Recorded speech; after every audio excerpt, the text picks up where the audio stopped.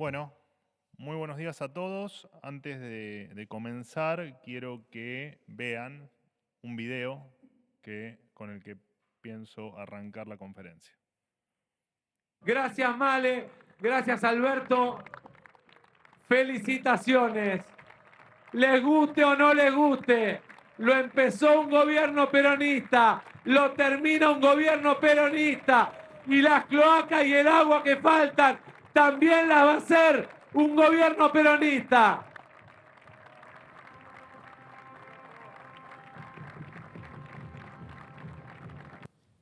Bueno, no pasó. Lo que voy a decir Seguí hablando, Alberto. No ocurrió. La obra del sistema Riachuelo, una de las obras de saneamiento más importantes de la historia argentina, la terminó finalmente este gobierno. En concreto, va a mejorar el servicio de cloacas de 4,5 millones de argentinos que viven en el conurbano bonaerense y también en la Ciudad Autónoma de Buenos Aires. También habilita el inicio de una serie de obras que van a llevar cloacas a 1,5 millones de personas en Almirante Brown, en Avellaneda, en Lanús, en Lomas de Zamora, en Presidente Perón y en Quilmes.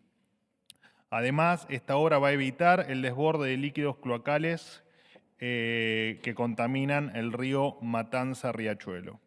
Esta obra comenzó en el año 2015 a partir de un fallo de la justicia del año 2009 que obligaba al Estado Nacional a mejorar la situación de la cuenca Riachuelo y que debía terminarse hace 4 años. Según lo que por supuesto estaba comprometido. Pero los tiempos de la política, que priorizó las fotos oficiales al avance de la obra, dilató su finalización.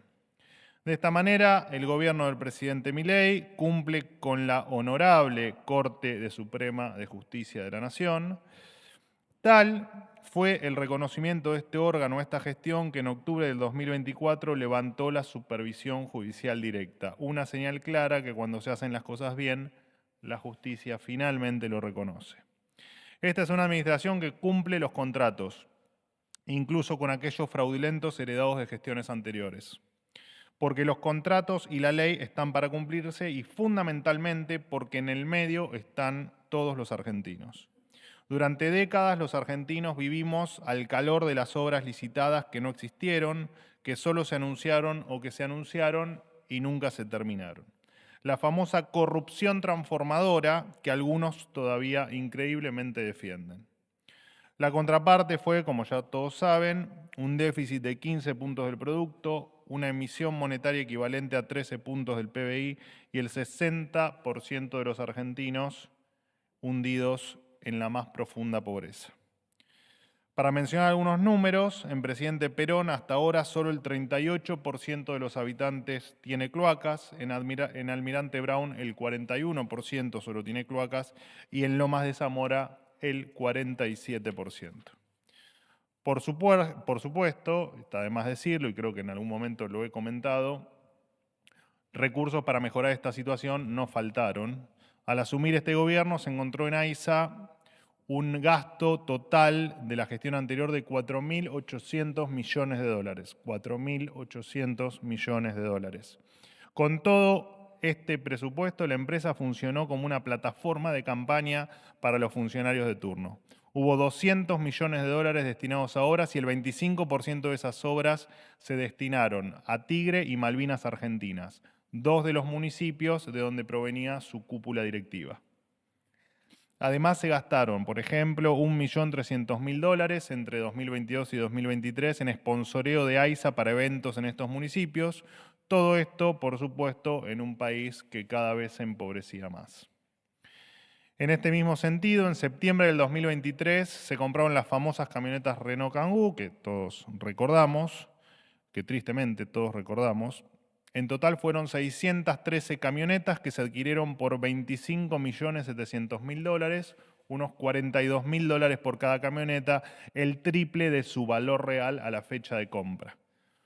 Todo esto mientras que, por supuesto, la gente seguía sin cloacas. Por otro lado, por ejemplo, el área de comunicación de AISA destinó recursos a cuentas de redes sociales ajenas al ente estatal y mencionaba a dirigentes políticos del Frente Renovador en ellas.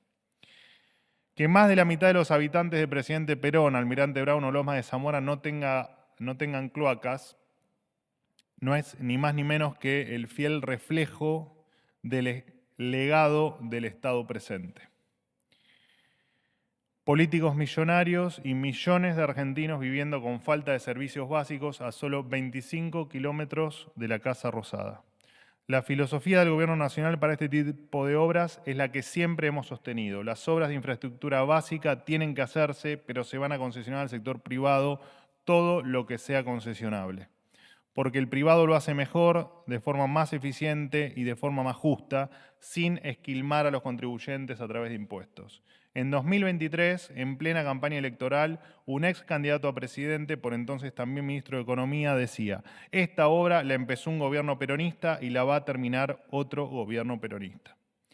A este ex ministro y ex candidato se le recuerda que la única verdad es la realidad y la obra del sistema Riachuelo finalmente la terminó el gobierno del presidente Milei.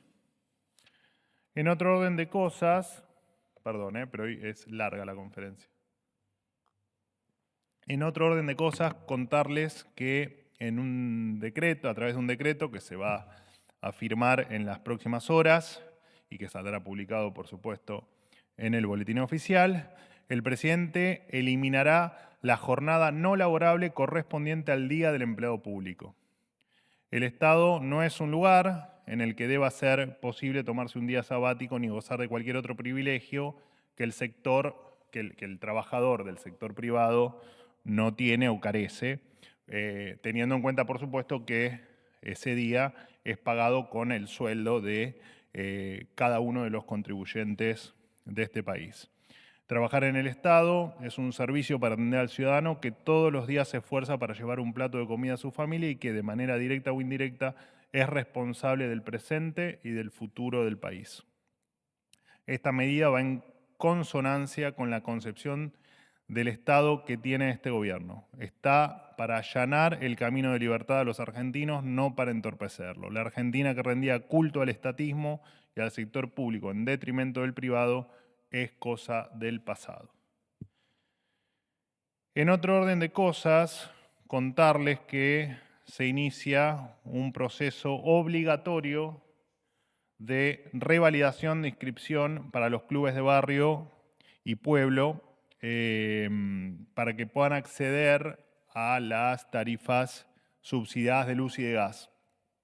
Esto se da en el marco de un proceso de quita de privilegios que está llevando adelante el Gobierno Nacional. Detrás de un nombre bien intencionado, durante muchos años los argentinos le pagaron subsidios a clubes de élite que lejos están de ser efectivamente clubes de barrio o de pueblo. Estamos hablando de clubes que tienen convenios con importantes cadenas de gimnasios, clubes de deportes profesionales, clubes que incluso tienen oficinas comerciales con medidores a los que también les corría el subsidio. Entre estas entidades se encontraban un famoso club de regatas de la zona de Olivos, otro club de rugby de nombre foráneo con sede en Avenida Libertador y valor de cuota cercana a los 100.000 pesos por mes. Y hasta había un club de fútbol actualmente de la segunda categoría del fútbol profesional de AFA. Por ejemplo, solo en los últimos 6 meses un club de Belgrano debía haber pagado 22 millones de pesos en servicios públicos y pagó 13 millones de pesos. Es decir, los argentinos subsidiamos casi 9 millones de pesos cuando no correspondía hacerlo. Otro club de la Ciudad de Buenos Aires tendría que haber pagado 57 millones de pesos, pero pagó 34 millones gracias a los subsidios. Es decir, repito, los argentinos subsidiamos 23 millones de pesos que no correspondía hacerlo.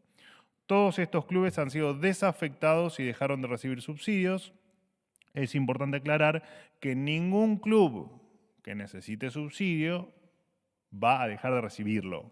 Y esto lo aclaro porque después empiezan las notas con los títulos de que el gobierno le quitó a los clubes de barrios los subsidios. Esto no es así. Esto es para los que detrás de un club de barrio funcionaban otro tipo de otra magnitud de organización y no la de precisamente un club de barrio. De hecho, me encargué de encontrarle algunos ejemplos para que vean efectivamente a qué nos referimos. Esta medida, como siempre, es un paso más para sanear el esquema tarifario devastado en virtud del despilfarro que se hizo en las últimas 2 décadas, destinando 150.000 millones de dólares en subsidios. Despilfarro, por supuesto, que como hemos hablado en otras oportunidades, terminamos pagando con emisión monetaria y con su consecuente inflación, además de, por supuesto, la falta de inversión en el sistema. Que quede claro, la energía cuesta y quien pueda pagarla, la tiene que pagar. Por otro lado, destacar la primera reunión que mantuvo ayer el Consejo de Mayo, encabezada por el jefe de gabinete, Guillermo Francos. En su carácter de presidente de la entidad, Francos es el puente entre la visión política y la acción concreta de este gobierno. Su trabajo es el de articular con inteligencia todos los engranajes para impulsar la agenda de esta presidencia, labor por la que le estamos sumamente agradecidos y que además, en lo personal, por la que siento profunda admiración. Y esto va además para aclarar cualquier maliciosa nota que hubo estos últimos días, involucrándome a mí y a Guillermo Francos en una realidad que es una realidad que solo tienen ustedes o algunos de ustedes en sus mentes y en su visión paralela de la realidad de lo que pasa en la Argentina, especialmente dentro del Gabinete Nacional. Así que abrazo grande, Guillermo. Y repito, gran admiración por el trabajo que viene haciendo desde hace 1 año y medio en el gobierno. De esta reunión también participaron los 6 consejeros designados por decreto, el ministro de Desregulación, Federico Sturzenegger, representando al Ejecutivo, el gobernador de Mendoza, Alfredo Cornejo, por las provincias firmantes del Pacto de Mayo, la senadora nacional, Carolina Lozada, por la Cámara Alta, el diputado nacional, Cristian Ritondo, por la Cámara Baja, el secretario general de la UOCRA, Gerardo Martínez, representando a los sindicatos, y el presidente de la UIA, Martín Rapalini, por el sector empresarial. En esta virtuosa primera reunión celebrada en Casa Rosada, se dio el puntapié inicial a la agenda reformista que impulsa el gobierno para que la Argentina retome el camino de grandeza en el que alguna vez se encaminó allá por fines del siglo XIX. Porque para salir de forma definitiva de la espiral de decadencia que han sido los últimos 100 años, Argentina necesita reformas profundas, reformas que excedan al gobierno nacional. Por eso, el año pasado el presidente Milei convocó a los gobernadores para firmar precisamente el Pacto de Mayo. El contenido del pacto plantea ni más ni menos que una dirección diametralmente opuesta a lo que la política hizo durante los últimos 100 años en materia fiscal, tributaria, laboral, educativa, comercial y política. Por dar algunos ejemplos, el compromiso con defender la propiedad privada, con sostener a rajatabla el equilibrio fiscal, con bajar el gasto público consolidado a 25 puntos del producto, con bajar impuestos y con que el país se abra al comercio exterior. Todo esto necesita, por supuesto, de un Congreso comprometido realmente con mejorarle la vida a los argentinos. Necesita de diputados y senadores que dejen atrás sus diatribas ideológicas de una vez por todas.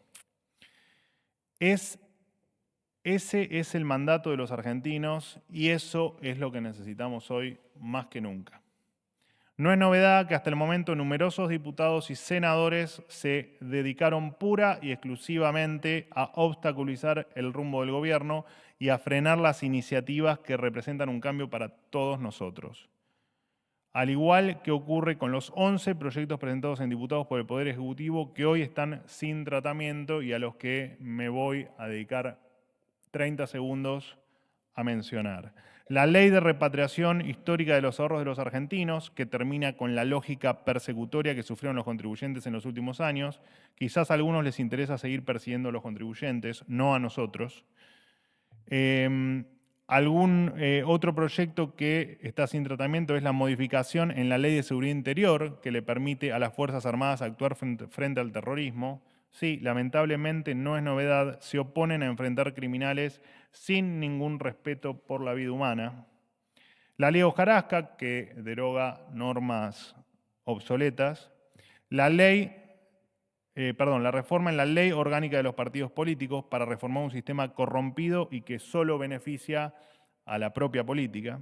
A estos proyectos que no se trataron se suman otros 5 que, a pesar de tener dictamen, aún no se dignaron a tratarlos. Entre ellos la privatización de Aerolíneas Argentinas, una empresa estatal que en los últimos 17 años registró una pérdida operativa anual promedio de 400 millones de dólares y generó una casta aeronáutica que en el último año hizo innumerables cantidades de paros, con todo lo que eso conlleva para el ciudadano común. El régimen penal juvenil, que baja la edad de imputabilidad a 13 años para que los menores que cometen delito reciban un castigo acorde.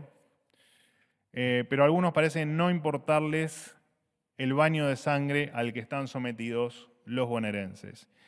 Y otro de los proyectos que aún no se han dignado a debatir es la actualización del Código Penal para modificar el derecho a la legítima defensa, que da garantías para que un ciudadano o un uniformado no sea imputado por defenderse de los delincuentes. Los buenos son los de azul.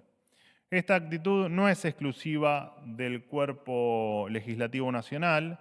Ayer, en el Senado de la provincia de Buenos Aires, vimos cómo la casta política votó a favor de poder ser reelegidos indefinidamente. Cuando abrió el primer periodo de sesiones ordinarias, el presidente le propuso a la política 2 caminos: el de aprovechar la oportunidad de cambiar la historia o el de continuar por el camino de la decadencia.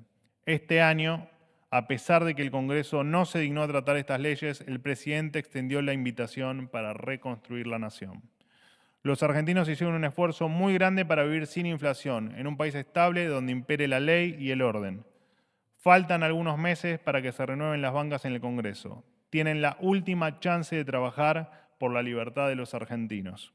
De lo contrario, solo serán recordados como un obstáculo en el camino de la Argentina hacia la grandeza. Por otro lado, ya falta poco. Por otro lado, informarles que partió hacia Roma el vuelo de Aerolíneas Argentinas que traerá al país a los más de 200 ciudadanos argentinos que se encontraban en Israel al momento del ataque misilístico de la República Islámica de Irán.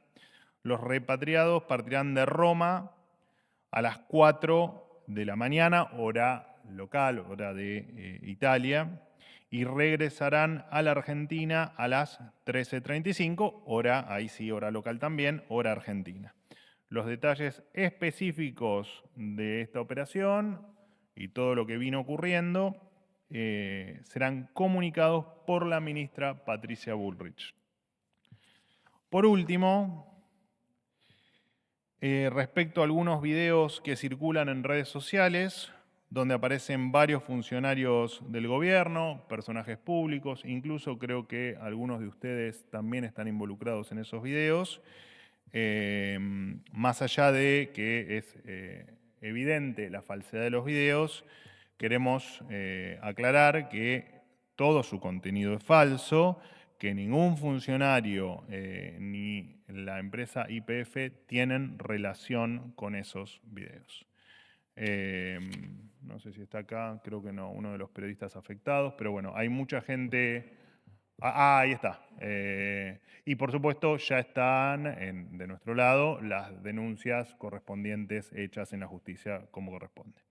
Bien, me tomo lo que queda de mi vaso de agua y los escucho. Juan Pablo Peralta, ¿qué tal? Para Concierto Litoral y la multiplataforma Fénix. Hablabas del Consejo de Mayo que se reunió ayer y justamente cuando salió Gerardo Martínez, representante de la CGT, de la UOCRA, le pregunté por qué consideraba que se estaba dando esta suba del desempleo, que salieron en los datos del INDEC, unas 192.000 personas que salieron a buscar trabajo en el primer trimestre del año y no lo encontraron, subió 0,2%. Él decía que tiene que ver con la suba del desempleo por la paralización de diferentes actividades, quiero ser textual, como la construcción habló, la obra pública, por falta de la obra pública, y por la caída del consumo y porque el ajuste ha sido extremadamente severo, cosa que nosotros no compartimos. Más allá de que esta es la visión de él, yo quería saber cuál es la posición del gobierno con respecto a por qué se dio este número en la suba del desempleo medido oficialmente por el INDEC. Mira, bueno, en principio siempre hay que aclarar algo cuando uno compara, y es, vos de todas maneras lo hiciste correctamente cuando lo expresaste en la pregunta, hay que comparar el mismo periodo, ¿no? Entre que se está informando. Porque si no, uno peca de leer un dato distorsionado por cuestiones estacionales. Por eso, cuando uno habla de un trimestre, se debe comparar con el mismo trimestre del año pasado para evitar eso, porque sabemos que efectivamente el empleo tiene una cuestión, una variable estacional que ese número varía. En virtud de esta introducción que te hago, si miramos la cifra del último año, Argentina hoy tiene 200.000 empleos más que el año pasado. Sin embargo, esta leve suba en el número al que haces referencia, que marcaste el 0,2%, ahí hay varios factores que explican esa suba marginal del desempleo. Entendemos que el 0,2% es una suba marginal, pero es un número que está incidido por mayor cantidad de argentinos que buscan trabajar, producto también de cuestiones salariales que hacen que ese salario rinda más. ¿Qué te quiero decir con esto? Que cuando uno habla de la tasa de participación en el mercado, que es básicamente cuánta gente está en ese mercado laboral o cuánta gente participa de ese mercado laboral, hoy está en niveles récord y representa cerca de un 48%. Entonces, cuando ese mercado es más amplio, la creación de empleos no se ve reflejada en el índice de desocupados. ¿Por qué? Porque como te sube la tasa de participación del mercado laboral, lo que te ocurre es que cuando comparás tenés más personas desocupadas porque hay más gente buscando trabajo, ¿correcto? Es una cuestión técnica, te lo simplifico de la manera más sencilla que encuentro. También aprovecho para recordarte a vos, pero no por vos, sino por tu pregunta, que durante el gobierno kirchnerista, y esto lo digo por algunos que maliciosamente salieron a explicar de una manera perversa esta suba marginal en el índice, y digo perversa porque claramente, digamos, es extraño no entender que es una suba marginal en virtud de estos datos que te estoy dando. El gobierno kirchnerista, entre 2003 y 2015, aumentó, lo único que aumentaba era el empleo público, y es un buen momento para recordar que los empleados públicos totales durante este periodo, desde que comenzó el kirchnerato hasta el 2015, pasó de 2.200.000 empleados a 3.600.000. O sea, tuvo un aumento del 64%, y que lograron, te diría que debe ser de los pocos casos en el mundo, tener congelado el nivel de empleo durante más de una década.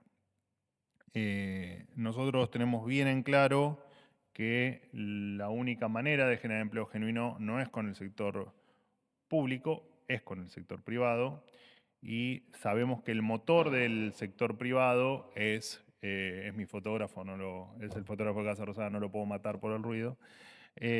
Sabemos que ese motor, que es el sector privado, tiene algunos condimentos, tiene algún combustible para que funcione, que básicamente es el crecimiento económico, ¿no? Crecimiento económico que se da por diferentes razones, que vos siempre me das la oportunidad de expresarme en algunos temas con mayor detalle, pero no te voy a aburrir.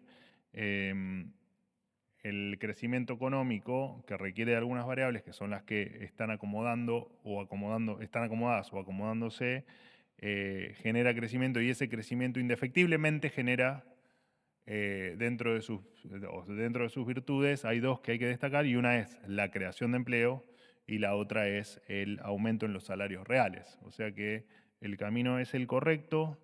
El aumento en el índice de desocupación, el marginal del 0,2, te lo expliqué y creo que quedó todo explicado.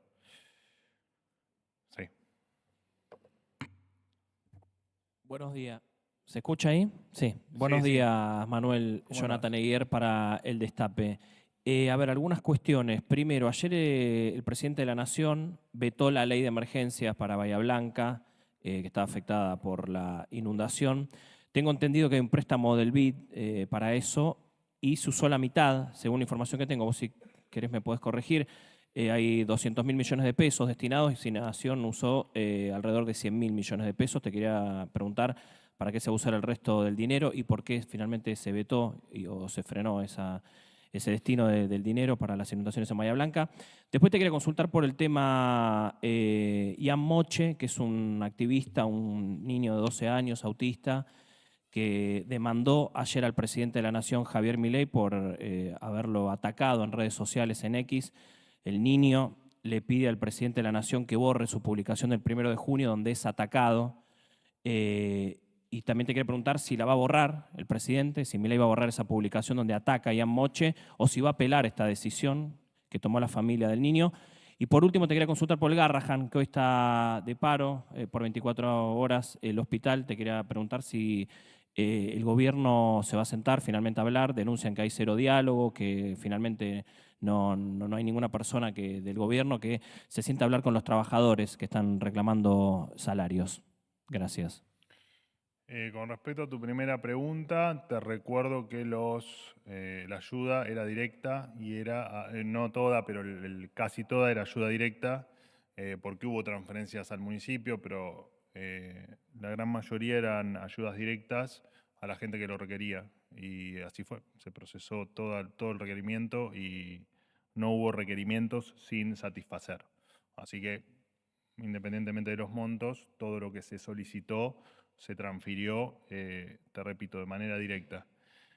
Siempre cuando no hay intermediarios tenés algún cuestionamiento, no vos, digo, se cuestiona la medida.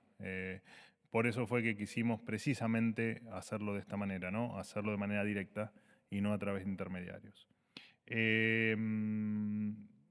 Después, perdóname, tu última pregunta. Segundo tema fue Ian Moche y tercero Garrahan.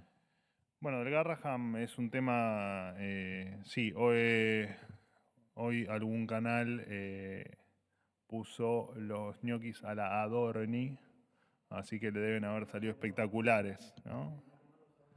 ¿Lo van a comer al mediodía? Bueno, agradezco tener un nombre de salsa en mi haber, además de todas las otras cuestiones. Nosotros entendemos que esto creo que lo hemos charlado, no sé si en la última conferencia o en la anterior, entendemos que es un paro en el que unos pocos privilegiados sindicales lo que están haciendo es frenar, dificultar o entorpecer la atención en el Garrahan.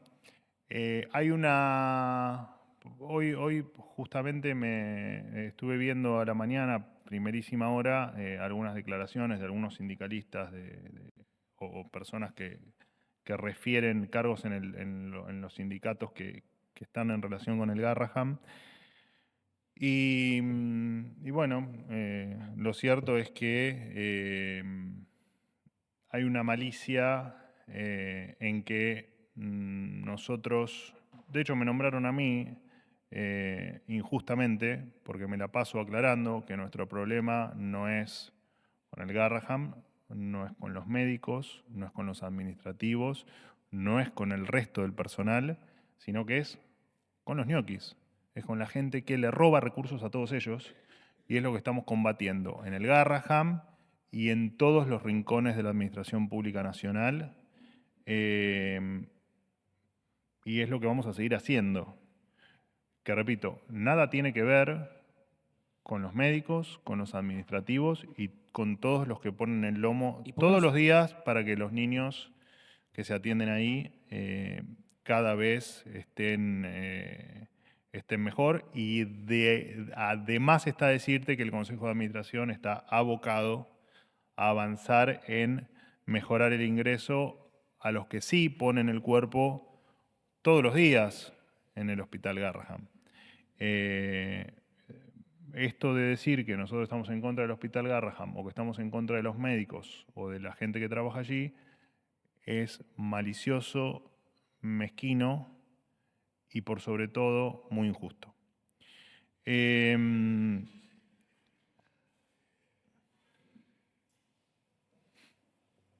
Yo ya no sé qué hacer, muchacho. La verdad, no sé qué hacer. No, te iba a preguntar, ¿por qué no se puede hacer en paralelo? Ustedes denuncian que hay ñoquis, ¿no se puede denunciar en la justicia o hacer una cosa en paralelo a lo que denuncian los trabajadores del Garrahan? Es que no hay diálogo directamente, está cerrado el diálogo del gobierno. Bueno, de hecho, parte de este conflicto, o dentro de este conflicto, estaba la implementación del sistema biométrico para precisamente, imagínate qué problema podés tener vos, que venís a trabajar todos los días, en cumplir con el registro biométrico cada vez que entras o cada vez que salís. Estar en contra del sistema biométrico efectivamente te marca un poco cómo algunos quieren aprovechar, siempre dentro de la cáscara de la causa noble, quieren ensuciar cuestiones que se quieren hacer de total buena fe y en pos de los que realmente trabajan. Repito, estamos en contra de los ñoquis, no de todo lo demás. Y tenemos bien en claro hacia dónde queremos ir. Así que, te repito, y el Consejo de Administración está en línea con hacer todo lo que haya que hacer para seguir mejorando el salario de todos los empleados del Garrahan, que consideramos que la gran parte de ellos dan todo, no hoy, desde hace muchísimo tiempo, porque los niños sean los únicos privilegiados. Porque en definitiva es eso, ¿no? Que los niños sean los únicos privilegiados.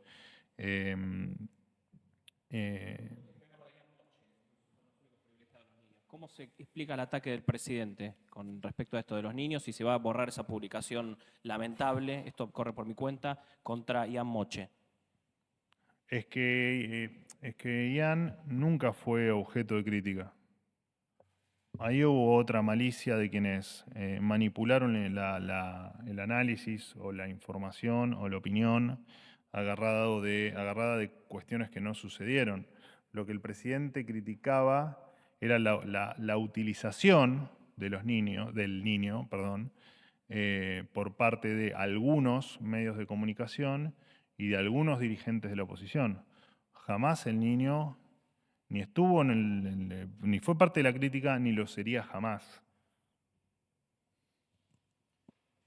Buen día, vocero, ¿cómo le va? ¿Cómo Ariel andás? Rodríguez de Cadena 3. Accidentado y todo, ¿no? ¿Por qué? Por el teléfono, el parlante, la risa tuya. Ah, No, igual es parte del folclore. ya, son ¿viste? cuestiones del día a día. Sí. Hay cosas más preocupantes. Está bien acá el clima, ¿viste? Está bárbaro. Bueno, a propósito del Consejo de Mayo, quiero preguntarle, porque uno de los 10 puntos que están reflejados allí es la discusión de la coparticipación. Entiendo que es un tema más complejo que no se va a abordar, por lo menos, o no se va a solucionar allí después de más de 30 años que está pendiente, pero sí lo traigo a colación porque hay un reclamo de fondos por parte de los gobernadores de las provincias que tuvo Estado Público el otro día con un documento y una aparente falta de respuesta por parte del Gobierno Nacional, a tal punto que están amenazando ir al Parlamento con un proyecto de ley. Si esto prospera, la intención del Gobierno es vetar esta iniciativa, que está clara, digamos, qué es lo que piden y cuáles son los aspectos. Y el segundo tema tiene que ver también, de alguna manera, con lo impositivo, con lo tributario. Las retenciones. La dirigencia del campo tiene grandes expectativas de que no se vuelva al esquema original a partir del 30 de junio o del 1 de julio. ¿Hay alguna posibilidad cierta de que esto ocurra o ya es cosa juzgada y el 30 de junio vuelven al esquema original las retenciones en el campo? Perdóname, ¿me repetís por favor tu primera pregunta? Sí, si prospera Perdón. la iniciativa... Sí, a ver, te divido la respuesta en dos. Hay una propuesta, por supuesto, de los gobernadores que está siendo evaluada. Entiendo que se va a hacer una especie de contrapropuesta. Nosotros, en esa contrapropuesta que se llegue a realizar, va a estar en línea con nuestra proyección presupuestaria. eso va a ser así. Nosotros, ya lo dijo el presidente, y acá me meto en la segunda parte de tu pregunta,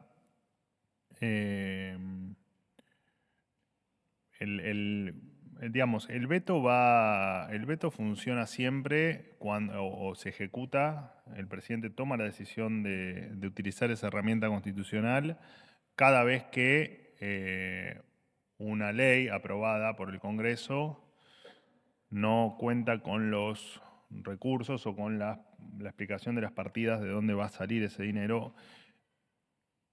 Por consiguiente, lo que me explayo un poco más, lo que el presidente toma la decisión de vetar es siempre y en todo lugar lo que atenta contra el equilibrio fiscal. Más aún cuando los proyectos atentan contra el equilibrio fiscal de manera maliciosa. Entonces, todo proyecto que afecte, que rompa el equilibrio fiscal, va a ser vetado. En tanto y en cuanto rompa el equilibrio fiscal, será vetado. ¿Que rompe el equilibrio fiscal? Todavía está en análisis. Te lo dije en la primera parte de la pregunta. Está en análisis. Se va a considerar hacer una contrapropuesta en caso de que ese análisis lleve a la necesidad de hacer una contrapropuesta, y esa contrapropuesta sí va a estar en línea con las proyecciones presupuestarias. Pero con respecto a los vetos, te contesto de manera genérica también, porque ya ha pasado y porque va a seguir pasando. Digo, todo lo que atente contra el equilibrio fiscal será indefectiblemente vetado por el presidente de la Nación. Respecto a las retenciones, el esquema nunca se modificó en realidad. Lo que se hizo fue una modificación transitoria que se había anunciado como tal, excepto para las economías regionales. Todavía no hay ninguna determinación. En caso de que la haya, la vamos a comunicar. Pero todavía no hay ninguna definición al respecto. Manuel, ¿cómo estás? Buen día. ¿Cómo andas? ¿Bien? Rodrigo Jorge, de Radio Mitre. Conferencia extensa hoy, ¿eh? Sí, ¿no? pero bueno. Bueno. Dos preguntas, tengo tres. Se quejan de todo, en definitiva. Bueno, tres preguntas. Ayer el Senado de la provincia de Buenos Aires aprobó las reelecciones indefinidas para senadores, diputados, consejeros escolares, y hasta fue la propia vicegobernadora de la provincia de Buenos Aires, Verónica Magario, la que tuvo que desempatar y estuvo de acuerdo con que se diera luz verde a ese proyecto. Correcto. Bueno, ¿cuál es la posición del Gobierno Nacional y si promueven que en el Congreso, en el Parlamento Nacional, diputados y senadores avancen con un límite a la reelección indefinida de los legisladores a nivel nacional, en el Congreso? Esta es la primera pregunta. La segunda es: ayer en el Consejo de Mayo se reunieron los actores, como indicabas, por parte del Gobierno, empresarios y sindicatos, y fue el titular de la UOCRA el que indicó que la CGT está en contra, como habían anticipado, de la reforma laboral. ¿El Gobierno igual va a avanzar con el proyecto? ¿Cuál es la idea al respecto? Y la tercera es la misión del Fondo Monetario Internacional, que está en Buenos Aires. Una de las metas que Argentina incumple es la de las reservas, la de engrosar las reservas. ¿Cuál es el diálogo con el fondo? Si eso de alguna forma genera grieta o genera algún inconveniente en la negociación por la llegada de nuevas divisas, y qué es lo que va a pasar con las reservas del Banco Central, que es lo que preocupa a nivel macroeconómico también. Vamos a ordenar la multiplicidad de preguntas de diferentes temas que me has hecho. Primero, el tema de la reelección indefinida para legislador de la provincia de Buenos Aires. Bueno, la media sanción en realidad. A nosotros nos parece aberrante que para lo único que se junten es para gastar o para perpetuarse en el poder.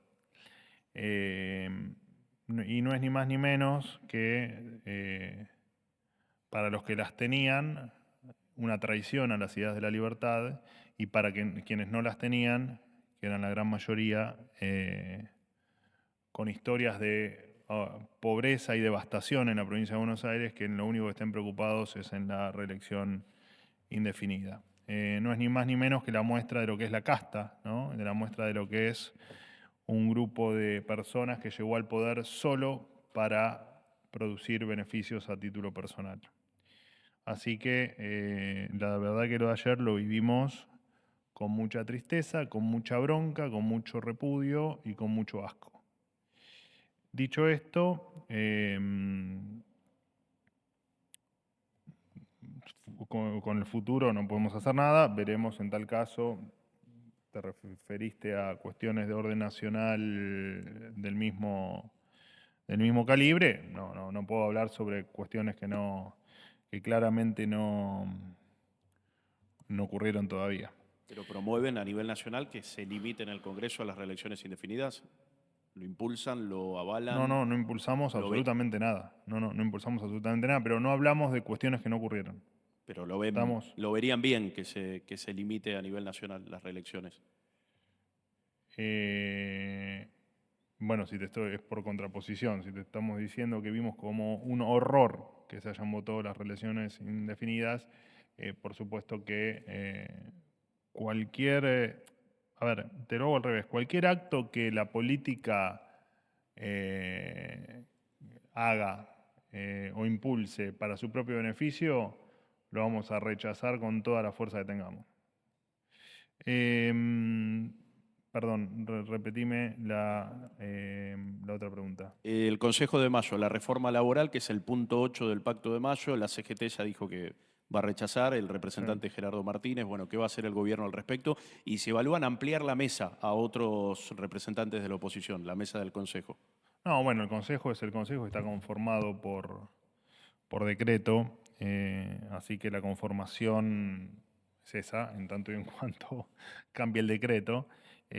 Nosotros tenemos una posición muy clara con respecto a las cuestiones laborales, todo el mundo sabe el diagnóstico que hacemos, todo el mundo sabe que esas reformas necesitan músculo legislativo para llevarlas adelante y también entendemos que es un camino inevitable el recorrer una reforma laboral en un país donde el 45% de la gente está en la informalidad. Así que, y creo que las reuniones cuando te sentás a dialogar, a conversar y a intercambiar ideas, más allá de las posturas individuales o de lo que uno pueda tener como preconcepto de alguna cuestión como puede ser una reforma laboral, no es ni más ni menos que empezar a avanzar en ponernos de acuerdo en que el esquema como está o como se viene dando, más allá de las modificaciones que hemos hecho, no han dado resultados, ¿no? Porque lo que habría que preguntarse es, en este debate y en este camino de seguir construyendo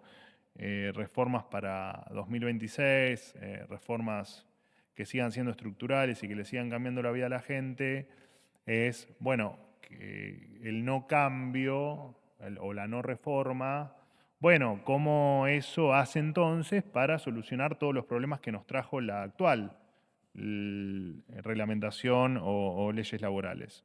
Y la verdad que uno poco encuentra en los resultados que ha dado las leyes laborales.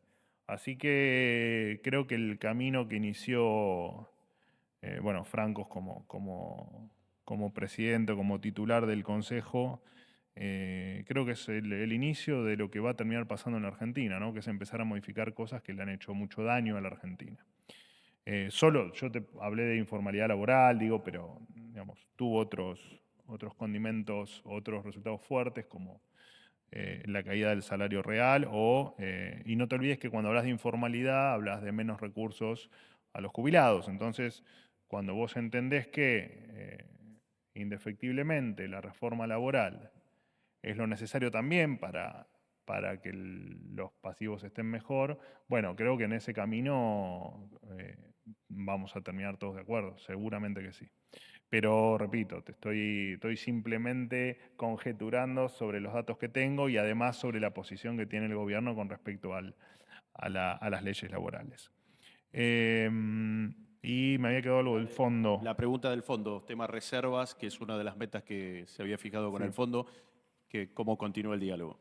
Bueno, primero, bueno, para quien no lo saben, llegó al país una misión técnica del Fondo Monetario, encabezada por Vikas Joshi o Joshi, y empiezan, digamos, las discusiones relacionadas con la primera revisión del acuerdo. En algunos días más vamos a dar los detalles oficiales del resultado. Tema reservas, el presidente lo explicó en más de una oportunidad, en más de una entrevista. Es una meta que ha quedado cuando estás en este esquema de no intervención, no tenés manera de sumar o estás muy limitado en el tema en el resultado de la acumulación de reservas. Por lo tanto, no es un tema que no haya estado en debate antes y que no es un tema que genere ningún tipo de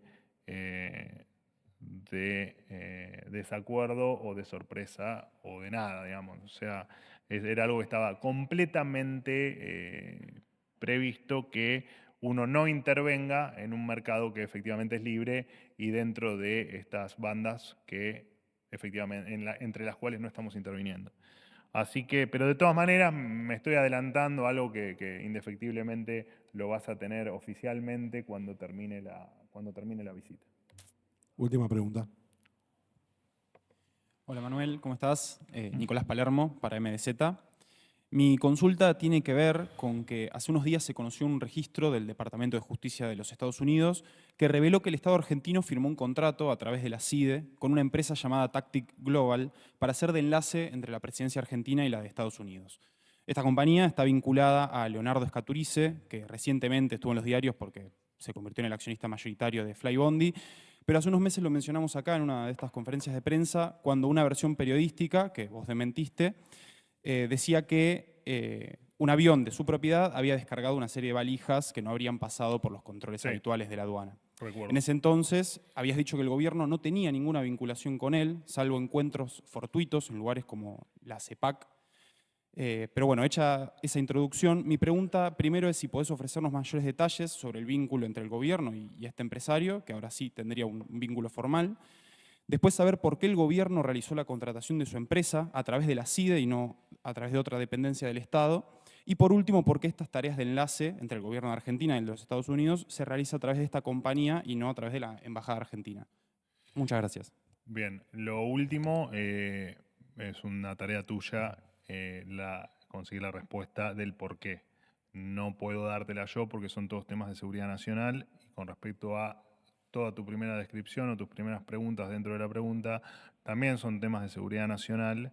Lo único que te puedo decir es que no hay ningún tipo de irregularidad ni de cuestiones que sugirieron algunas notas, creo, no recuerdo, pero uno de los diarios más importantes creo que hizo una nota con respecto a eso.